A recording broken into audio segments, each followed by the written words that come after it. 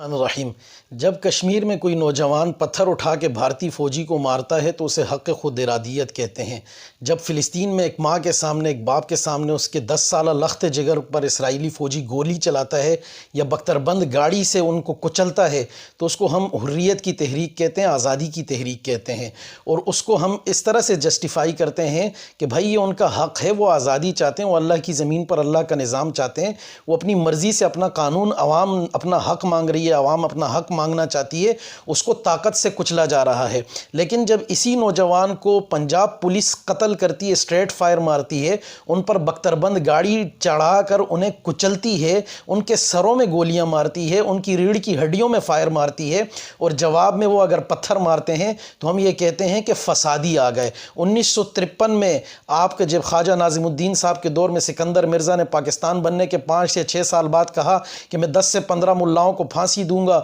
اور مجھے فائرنگ کرو اور بتاؤ کہ کہاں کہاں، مجھے یہ نہ بتاؤ کہاں مظاہرے ہو رہے، مجھے یہ بتاؤ کہ کتنے لوگ مرے۔ وہ سکندر مرزا ایڑیاں رگڑ رگڑ کر باہر کتے کی موت مرا، اور ایران میں آج جا کے دیکھیں کہ اس کا کیا حال ہے، اور اس کی قبر بھی آپ کو نہیں ملے گی۔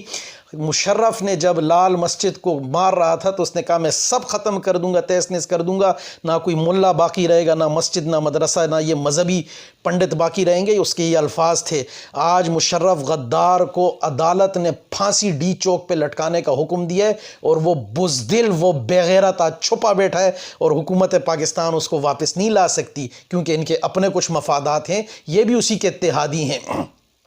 فواد چودھری ٹویٹ کر کے ملکہ برطانیہ سے 100 سال بعد کہتا ہے کہ سانحہ جلیانوالہ پہ معافی مانگ۔ وہ فواد چودھری تو کس منہ سے کہتا ہے؟ وہاں اگر ملکہ برطانیہ کے پالتوؤں نے فائر کی اور بمباری کی گجرانوالہ پہ، پنجابیوں پہ، تو یہاں جو تو نے پنجابیوں کے سروں میں گولیاں ماری ہیں، یہاں جو تو نے پنجابی بچے جو ہے خون سے نہلا دیے، 70 سال کے بابے کو قتل کر دیا، یہ لاشیں، یہ جنازے، ان کو کس طرح سے جسٹیفائی کرے گا؟ پریس کانفرنس کرتے ہوئے تو تم نے منہ تک چھپایا ہوا تھا، تمہاری شکلوں پہ اتنی لعنت برس رہی تھی۔ یہ جو ٹائم بم تم لوگ رکھ چکے ہو یہ تمہیں لے ڈوبے گا۔ عمران خان، شیخ رشید، فواد چودھری، یہ تینوں اپنا سامان اپنی قبر کھود چکے۔ کیا کہتے ہو طاقت سے کچل دو گے؟ تم سے پہلے کئی آئے، کئی چلے گئے، یہ تو کربلا سے اٹھاؤ اب تک لگا ہوا ہے۔ یہ طاقت سے نہیں کچلے جاتے، یہ ریاستی جبر سے نہیں کچلے جاتے۔ اور جو لوگ کہہ رہے ہیں کہ پابندی ٹھیک ہے، ان کو وہ پولیس والوں کو پانی پلانا نظر نہیں آتا، ان کو وہ پولیس والوں کو جو ہے نا ویلکم کرنا پشاور کے دھرنے میں نظر نہیں آتا۔ ہاں، جو پولیس والا گولی مارے، کلاشنکوف سے یوں سیدھا فائر مارے، اس کو پھول پیش کریں۔ کیوں دوغلے پیمانے کرتے ہو؟ تمہاری امن کمیٹی، تمہاری ANP، تمہارے کراچی کی قتل و غارت گری، تمہاری لوگوں کے کانوں میں ایلفیاں ڈالنا، تمہاری پیپلز پارٹی کا عزیر بلوچ گینگسٹر ذوالفقار مرزا، کلاشنکوفیں، اس کے باوجود فہمیدہ مرزا حکومت میں، MQM کی بوری بند لاشیں، اس کے باوجود اس پہ پابندی نہ لگی۔ یہاں 5 گھنٹے میں سمری بھی تیار ہوئی، کابینہ کو بھی بھیجی، کابینہ نے منظور بھی کر دی، اور دوسری طرف فرانس نے رسول اللہ صلی اللہ علیہ وآلہ وسلم کے